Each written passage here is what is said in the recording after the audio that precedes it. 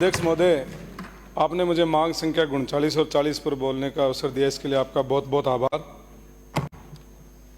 अध्यक्ष महोदय, मैं माननीय मंत्री महोदय का ध्यान मेरी विधानसभा क्षेत्र के नगर परिषद फतेहपुर और नगर पालिका फतेहपुर की ओर दिलाना चाहूँगा कि मंत्री महोदय, आप भले आदमी हो, मंत्री जी आप भले आदमी हो, और थोड़ा सा नीचे स्तर पर जो अधिकारी हैं ना, उनकी थोड़ी मॉनिटरिंग करो।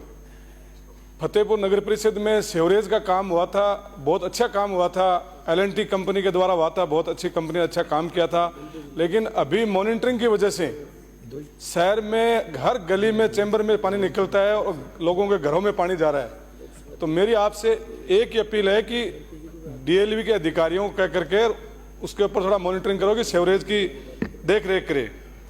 एक स्ट्रीट लाइट का माननीय मंत्री महोदय, पिछली 7 साल से पूरा राजस्थान एक फर्म को झेल रहा था। उस फर्म का नाम मैं नहीं लेना चाहता यहाँ सदन के अंदर, लेकिन नगर परिषद नगर पालिकाओं में एक ही बात थी कि हमारे पास कोई पावर नहीं है स्ट्रीट लाइटों के ठीक कराने का, रिपेयर कराने का। अजय हमने MLA कोटे से पैसा दिया था 15-15, 20-20 लाख रुपए की। चलो वो कंपनी तो बहुत बड़ी कंपनी है, इसके पास कौन जाएगा। मैं खुद DLV डायरेक्टर साहब से मिला था पिछली बार, तो उस टाइम उन्होंने यही कहा था कि MLA साहब कंपनी का काम है, हमारे हाथ में कुछ नहीं है। तो अब उस कंपनी का एग्रीमेंट खत्म हो गया, MOU। तो अब एग्रीमेंट खत्म हो गया, तो नगर पालिका और नगर परिषदों को दिया गया है कि नगर परिषद और नगर पालिकाएं अपने स्तर पर वो टेंडर करें, लेकिन उसमें शर्त ऐसी डाल दी है कि कोई छोटा मोटा ठेकेदार वो काम नहीं ले सकता। और वही हाल हो गया दोबारा कि बड़ी बड़ी कंपनियां वो काम ले रही हैं, वो सबलेट करके निकल जाएंगी और वो जनता फिर वो त्राय त्राय करती रहेगी और अपना बिल और पैसा देते जाएंगे, बिल देते जाएंगे और पैसा लेते जाएंगे, और पब्लिक वहाँ की वहाँ परेशान रहेगी। तो मेरा आपसे निवेदन है अध्यक्ष महोदय, आपके मार्ग मंत्री जी से, कि मंत्री जी, नगर परिषद फतेहपुर में अभी एक टेंडर हुआ है स्ट्रीट लाइटों का, तो उस स्ट्रीट लाइटों के टेंडर में सिर्फ मात्र एक फर्म शामिल हुई है और अन्य फर्मों को शामिल होने का मौका ही नहीं दिया। इसलिए उस पर आप ध्यान दीजिए कि एक ही फर्म शामिल कैसे हुई, इसकी जांच कराइए आप कि एक फर्म उस काम को कैसे ले सकती है। आप टेंडर लगाते हो तो 2, 4, 5 फर्म तो आनी चाहिए ना।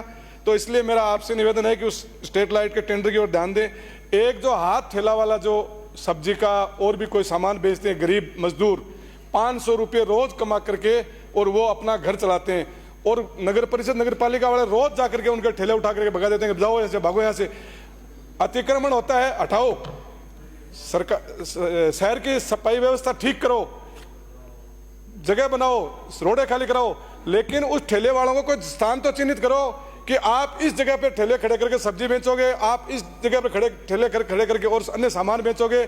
अब उनको ये जगह आप दे नहीं रहे हो और आप उस रोज ठेले वालों को परेशान करते हो, और 2 दिन बाद अधिकारियों को कुछ ना कुछ दे करके और वो ठेले वहीं लग जाते हैं। तो इसका मतलब तो एक वो चौथ वसूली हो गई। उस चौथ वसूली को मंत्री जी बंद करो।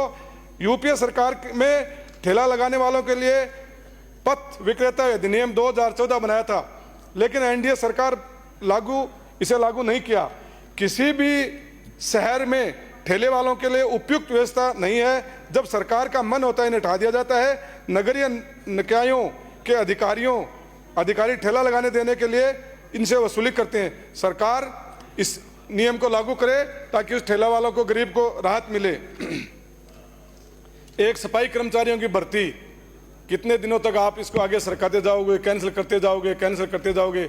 सफाई कर्मचारियों के, वाल्मीकि समाज के लोगों के बेचारों के वो प्रमाण पत्र बनाने के कितने पैसे खर्च हो गए मंत्री जी।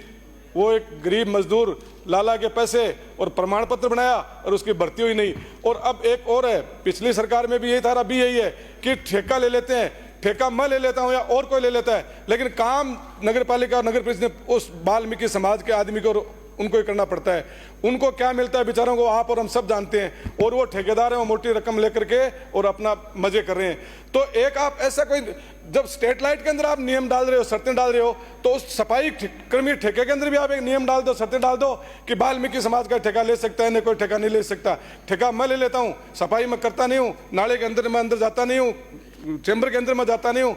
चैम्बर के अंदर जाता है वाल्मीकि समाज का आदमी, वो ही मरता है बेचारा, और ठेके का पैसा है मजदूरी का, वो ठेकेदार लेके जाता है। इसलिए मेरी आपसे निवेदन है उसकी तरफ ध्यान दिया जाए।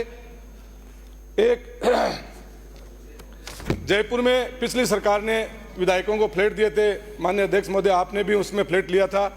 उस का हाउसिंग बोर्ड ने 1,65,000 रुपया पर फ्लैट की क्वेश्चन मनी ली थी कि इसके आपकी जब सोसाइटी बना दी जाएगी, मंत्री जी बैठे ये भी उनमें शामिल हैं, सारे हम शामिल हैं। आज उस बिल्डिंग की अरावली इनक्लेव की हालत हो रही है कि कभी भी वो बिल्डिंग गिर सकती है, ये हालत है।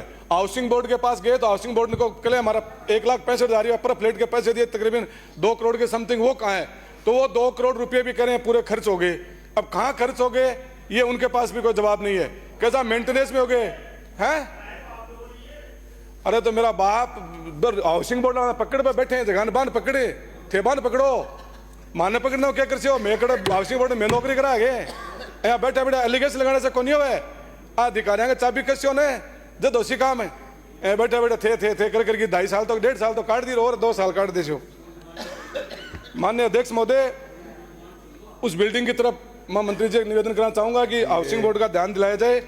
मेरी मांग है कि नगर परिषद बने हुए 3 साल हो गए, नगर परिषद बने हुए 3 साल हो गए, उसका भवन अभी तक नहीं बनाया। फतेहपुर का नगर परिषद भवन का बजट दिया जाए।